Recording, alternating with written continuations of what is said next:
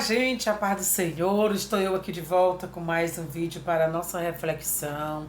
Mas antes de eu entrar no assunto neste vídeo, eu quero convidar você, se você ainda não é inscrito, não acredito que você não é inscrito aqui no canal Cajazuz. Se você não é inscrito, quero lhe convidar para se inscrever. Se você ainda não deu seu like, gente, é só dar um likezinho do dedozinho também aí nesse local que é o dedo. Dê o like aí, não custa nada. Venha para a família com Jesus e venha ouvir as reflexões da palavra de Deus. E deixa Deus tocar no teu coração e compartilhe com outras pessoas para que outras pessoas conheçam esse canal e sejam abençoados. Porque aqui falamos sobre o reino de Deus. E nessa feita irei entrar num assunto muito interessante da palavra de Deus, que hoje eu até ministrei sobre esse assunto, sobre a cruz e a coroa. Vocês já ouviram falar na cruz e a coroa de Cristo? Pois é. Eu vou ler aqui Marcos capítulo 15, do versículo 1 em diante, que diz o seguinte: logo ao amanhecer, os principais dos sacerdotes e os anciãos, os escribas e todo o sinédrio tiveram conselho, e amarrando Jesus, levaram e entregaram a Pilatos. E Pilatos lhe perguntou: tu és o rei dos judeus? E ele respondendo, disse-lhe: tu o dizes. Quando nós olhamos para essa referência bem extensa, está nos 3 evangelhos sinóticos, que fala, está no livro de Mateus, capítulo 26 e 27, está escrita essa história. Livro de Lucas, do capítulo 22 até o capítulo 24, tem essa história bem extensa. E ainda tem também lá no Evangelho de João, está nos 4 evangelhos, do capítulo 18 do Evangelho de João, essa história da prisão de Jesus, de como Jesus sofreu, de como ele padeceu. O que eu quero falar a respeito da cruz e a coroa. Jesus, ele sabia de todo o acontecimento que ele ia passar, de toda dor, de toda aflição que ele ia passar, mas ele não desistiu de fazer o que ele veio à terra para fazer. Assim como eu e você, Deus, ele nos designou para um propósito na terra, mas muitas das vezes nós fazemos escolhas erradas. E quando nós olhamos para a história de Jesus, ele pega e ele faz o seguinte: ele já sentindo a dor daquele sacrifício, ele termina a ceia, ele vai lá pro Getsemane, que eu descobri que não é um jardim, porque muitos pensam que jardim não é. É o Getsemane, é um local chamado Getsemane. E lá ele começa a orar. E naquela oração dele, os discípulos se cansam de estar orando. E ele vai orar sozinho. E naquela oração, Jesus se treme de angústia, de aflição de alma. Ele ficou aflito porque ele já estava sentindo ali que estava chegando a hora dele, como está escrito nesses evangelhos, que ele estava sentindo que era chegada a hora. E ali quando chegaram ele, que prenderam ele, levaram ele. Aí quando chega lá no capítulo 15, porque essa história começa no capítulo 14 de Marcos, e eu já estou no capítulo 15. E ali, quando eles chegam lá para decidir o futuro de Jesus, eles levavam para um lado, levavam para outro, levavam, iam e vinham. E ali o que acontece? A escolha é crucificar Jesus. Por que eles fizeram isso? Eles perguntaram tanto Jesus, eles perguntaram: fala alguma coisa, te defende, rei dos judeus. Mas Jesus, ele não abriu a boca para se defender.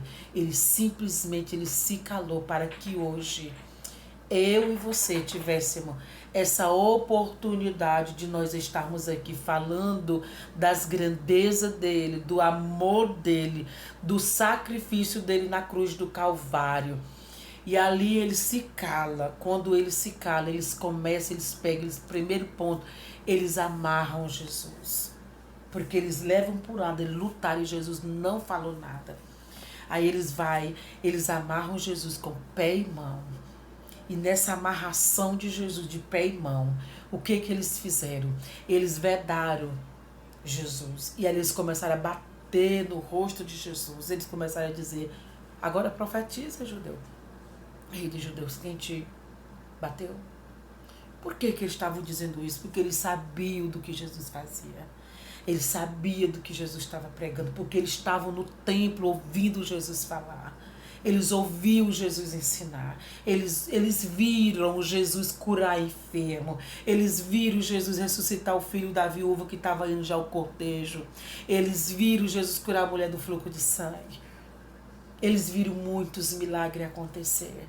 É por isso que ele estava dizendo, agora profetiza, faz o teu milagre.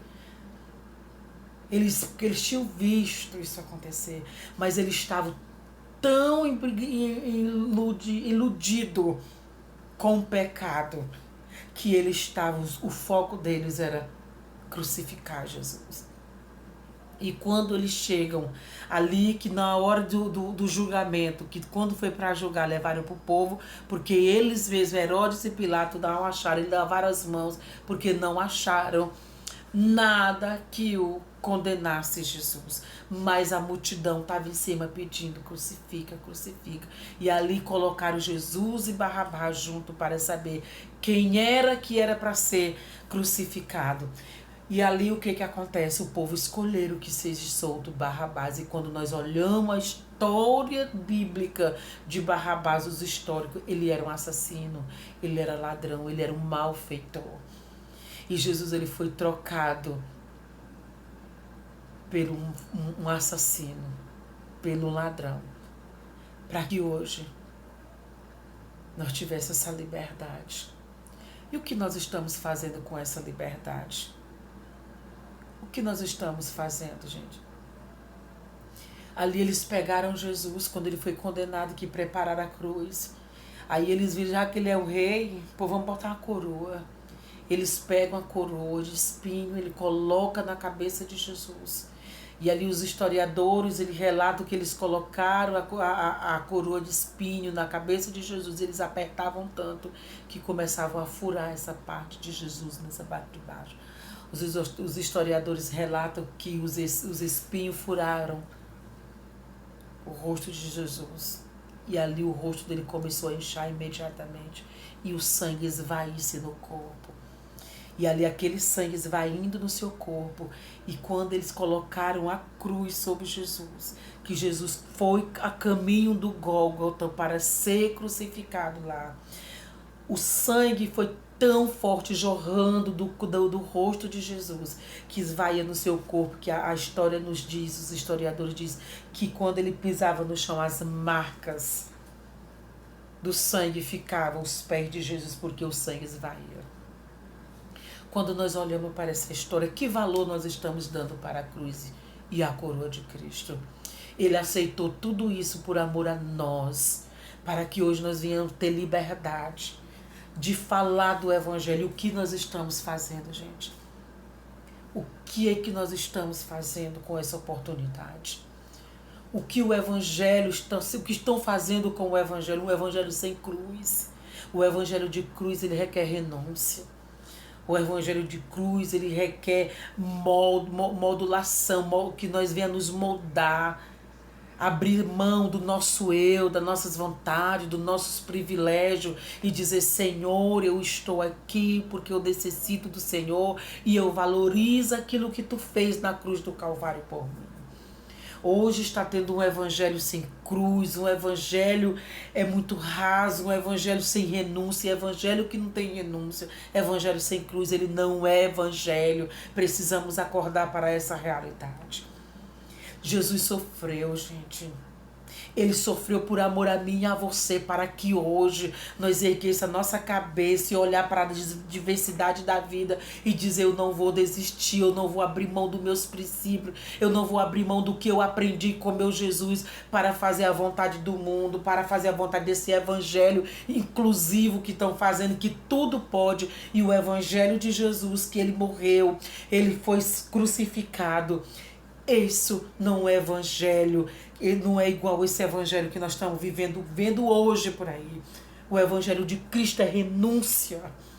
O evangelho de Cristo requer muito de mim e muito de você.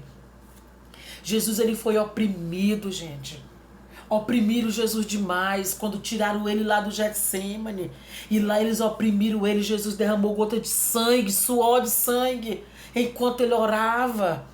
A dor, a aflição foi muito grande para que hoje nós viemos ter essa liberdade. E o que nós estamos fazendo com essa liberdade, gente? Está surgindo tanto o evangelho, muita gente dizendo que sou evangélico e aí falando besteira, se revolta, muitos se revoltam. Ah, não sou, saí do meio evangélico, do meio gospel por causa disso, porque não é evangelho de cruz. O evangelho de cruz, ele requer renúncia. E o verdadeiro evangelho, quem conhece o verdadeiro evangelho, ele nunca abre mão do que é viver a palavra de Deus nas suas entranhas. Jesus, ele sofreu emocionalmente. Eles torturaram Jesus psicologicamente. E aí é para nós fazer o quê? Para nós estarmos aqui de boa, fazendo as coisas do nosso jeito. Achar que é do meu jeito, ninguém pode. Eu estou aqui, eu faço do modo que eu quero. E nós não queremos mais descer na oração, pedir resposta de Deus e dizer: Senhor, o que tu queres que eu te faça? Jesus está procurando uma geração que pergunte para ele: Senhor, o que tu queres que eu faça? Porque está difícil, gente. Um evangelho sem leitura bíblica, um evangelho sem oração, um evangelho sem devocional, um evangelho sem momento com Deus, um evangelho sem consagração e sem jejum. Isso não é evangelho. Porque quando você verdadeiramente conhece, valoriza o sacrifício de Jesus, você vai para a oração e ele começa a te revelar o profundo e o escondido. Não é essas reveladuras que nós estamos vendo aí nas redes sociais, só para mostrar que são espirituais. Não. O verdadeiro evangelho é aquele que nós entramos para o nosso quarto e nós descemos na oração, intercedendo para os nossos irmãos. E aonde nós chegar, as pessoas vão olhar para mim, vão olhar para você e vai ver em você algo diferente, porque a Bíblia diz que quando você entrar no seu quarto, orar o teu pai em secreto, e o teu pai que te vê em secreto, ele te recompensará publicamente. Não é você querendo fazer esse reboliço nas redes sociais, fazendo essas palhaçadas que nós estamos vendo nas redes sociais, os escândalos por cima de escândalo. Então estão escandalizando o evangelho, mas não é o evangelho de cruz. O evangelho de cruz, ninguém se escandaliza dele. Porque o evangelho de cruz, ele requer renúncia. E quem não renuncia, ele não tem o evangelho de cruz na vida dele. Amém, meu povo. Que Deus abençoe vocês. Compartilhe esse vídeo. Seja tocado pelo Senhor e deixa Deus te usar. Amém. E a paz do Senhor.